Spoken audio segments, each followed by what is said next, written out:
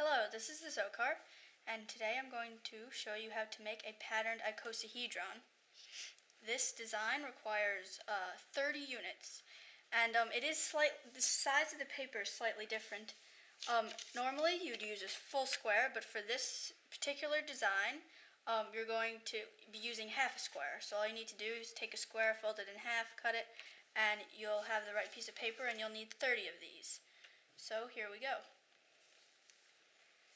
Okay, so I'm going to take the rectangular piece of paper and I'm going to fold it to meet right here.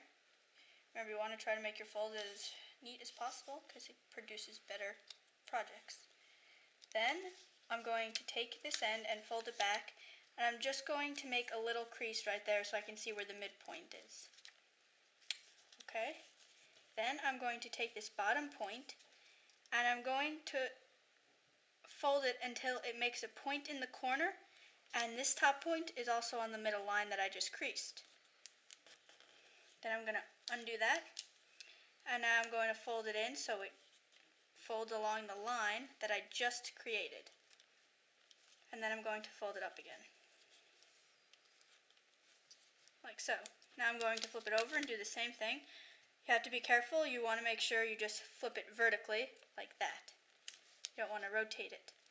I'm going to do the same thing by making a pre-crease right in the center, then opening it up, making sure it makes a point in the corner, as well as falling on the center line.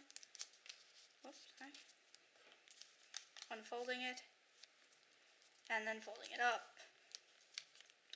Now from here, excuse me, I'm just going to open this up, and as you can see, you're going to have three lines. This line, and this line. This is the center line, dividing the whole unit in half, and these two lines divide the unit into quarters. By placing it down, I'm going to take the bottom half and fold it along the center line, like that, and then I'm going to take the top half, and you want to make sure that both sections of the unit meet on that center line, like that. Now I'm going to fold it back on the center line. From here, I'm going to make that point right there meet the unit, like so, and then the leftover part on top, I'm just going to fold back and make a crease. I'm going to flip it over and do the exact same thing, like that, and the extra on top I'm just going to fold down. Now, you're going to carefully open up the unit, and that is the finished icosahedron unit. This is what it looks like. Okay, so you're going to need 29 more of these. I've already made mine though to save time. So this design was created by Meenakshi Mukerji. She's a wonderful origamiist, and she has a great book called Ornamental Origami. It's very interesting. You might be interested in looking that up. Okay, now to start this, I have three different colors. The color variation you can do however you see fit. I'd recommend about 3 colors, maybe more, whatever you like. So the finished project is going to have 12 vertices and 20 faces. And you're going to begin, this is similar as to putting together a 30-unit shinobi. You're going to start by making the rings right here. So it's a 5-unit ring, so I'm going to take 1 unit. Then the extra part that you folded off, you want to place in this slot right there, in between. And you want to push it in as far as it comfortably goes. You don't want to shove it, but you want to make sure it can't go any further. I want to repeat this right here, pushing it in as far as it goes. And just continue slowly turning it.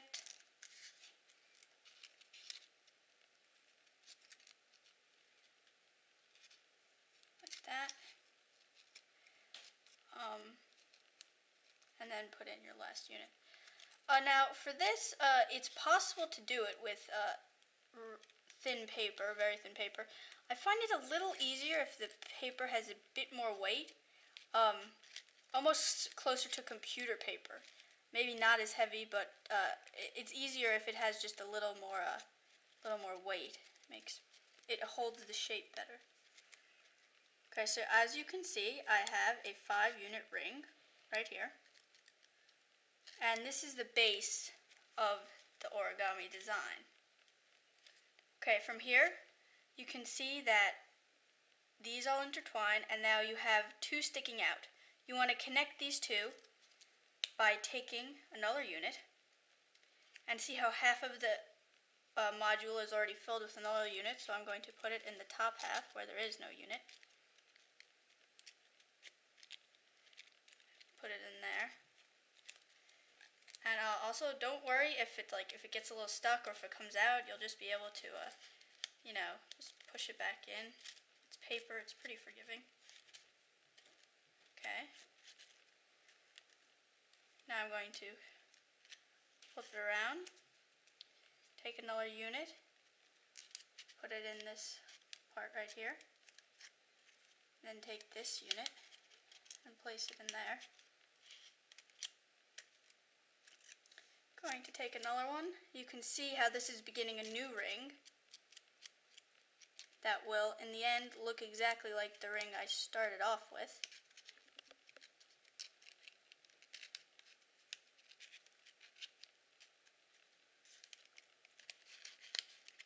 And this will go in here. And you'll just continue on with this. You're just going to be going around and around and around. Once again, very similar to the 30-unit Shinobi assembly. It's just that, so the shape is the same for the assemblies, but obviously the units are quite a bit different. Alright.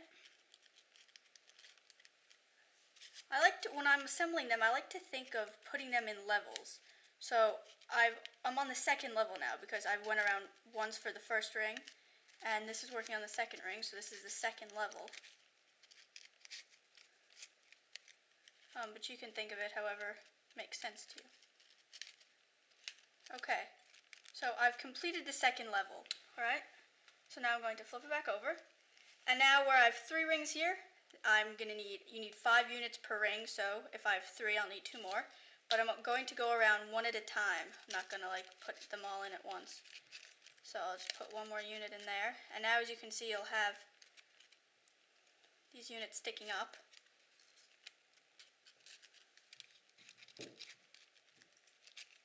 Like this. Just have to be gentle. It is fragile.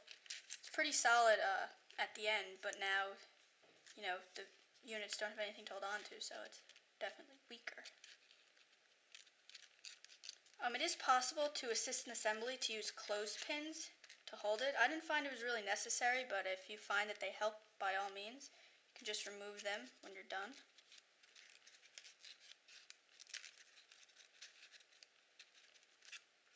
Okay, so this is the completion of level 3. Okay, now starting level 4.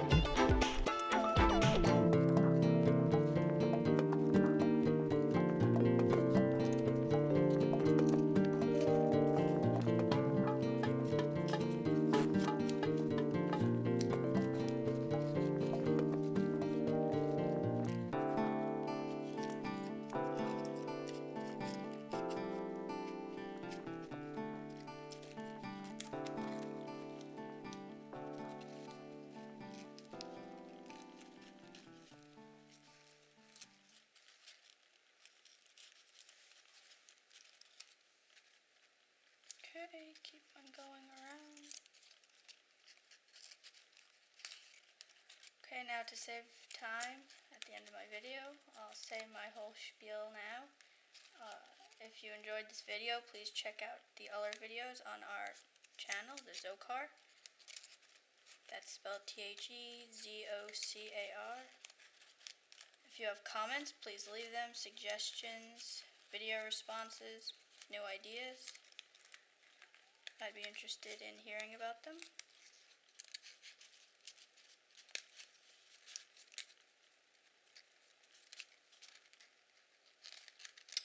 If you have questions, feel free to ask them and I will be sure to get back to you as soon as possible. Okay, we're down to the final 4 units. If you're still watching, that means you've made it this far. Good for you.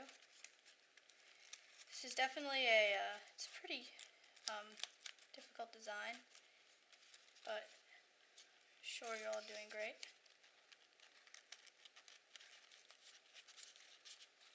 Remember, practice makes perfect, so if you don't get it the first time, don't worry about it. I didn't get it the first time, so.